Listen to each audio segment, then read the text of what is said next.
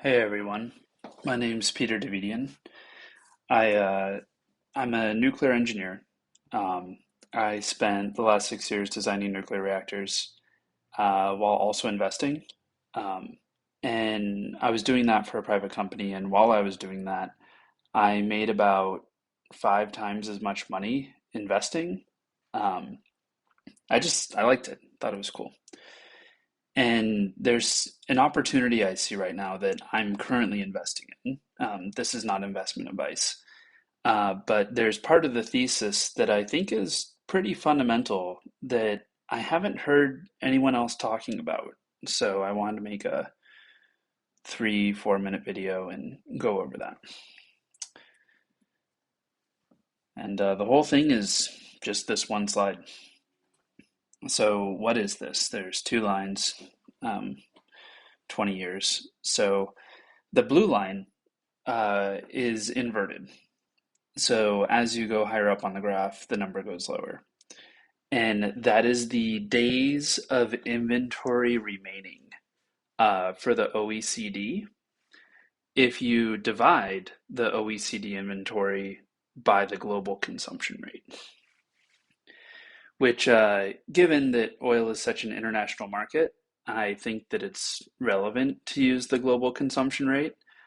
And then the OECD inventory is roughly the same level as the non-OECD inventory. Um, Preferably, I would use the global inventory, but that data is much more murky. The OECD inventory is the tightest data, definitely that I had available, and the story holds for both. So the second line is Brent crude oil. So that's not inverted. So as you go up, the price goes up. Okay, so what's the deal with these two? So the idea of days remaining, the analogy that I like is imagine that you're driving on the highway, and in situation one, you have 10 minutes left of fuel while you're driving on the highway. And in situation two, you have 1 hour of fuel left. In which situation will you pay more for gas? Uh, the less time that you have remaining in your inventory, the more that you're going to pay for fuel, especially if that number is dropping. Which, if you look at the blue line from 2020 to today, the minutes left in our fuel tank has actually reached the lowest level on the plot.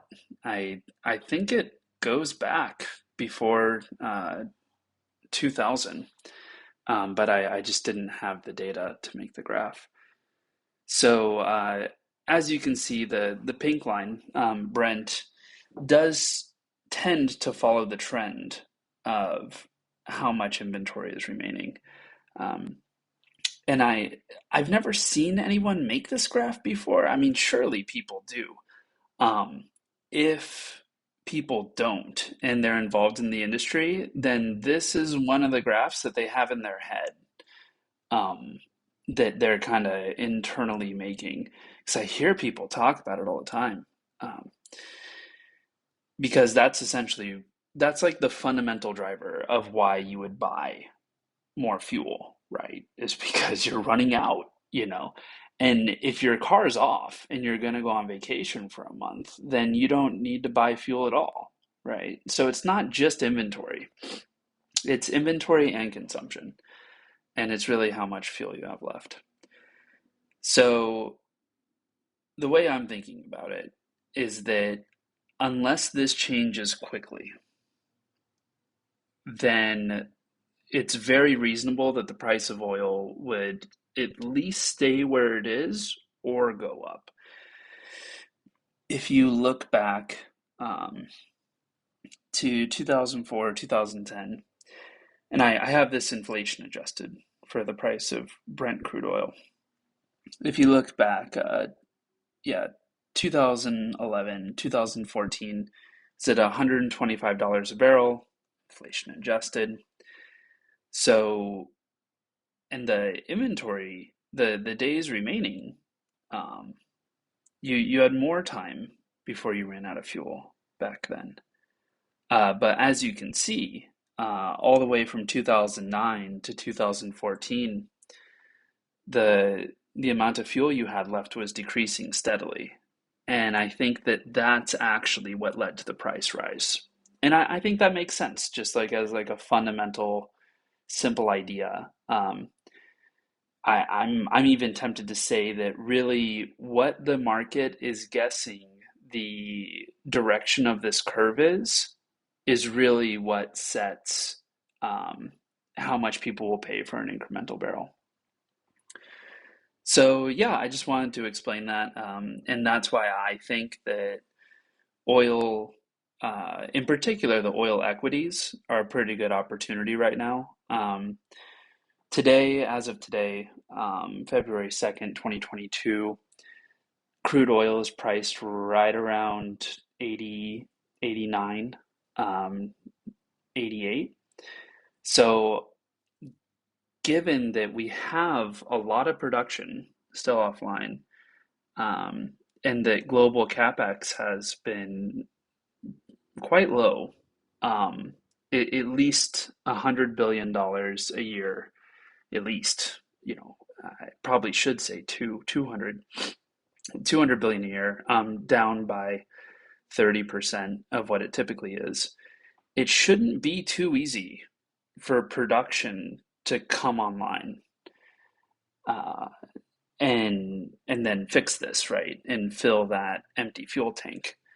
And then you ask, okay, well, Mr. Wise Guy, how did this happen? And I think that there's two basic things. One, people just wanted to divest from oil. Banks stopped making loans. Investors stopped investing. The equities. So many oil companies went bankrupt. Uh, and then also with the shale boom, there were a lot of investors and businessmen who got burned when shale crashed. So then it's a pretty tough industry to sell people on. So I think that that led to systemic underinvestment, and I think that people thought that solar panels and electric cars and the like were going to take off, and they didn't. Uh, the global fleet, I think it's either 99 or 98% um, combustion.